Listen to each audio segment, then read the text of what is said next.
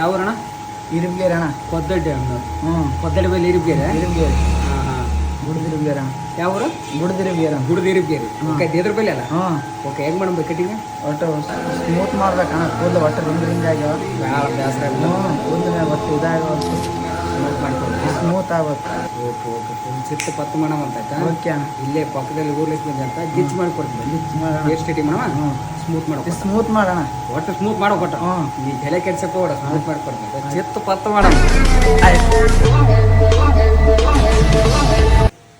ಹೆಂಗಾದ್ by ಸೀಟಿಂಗ?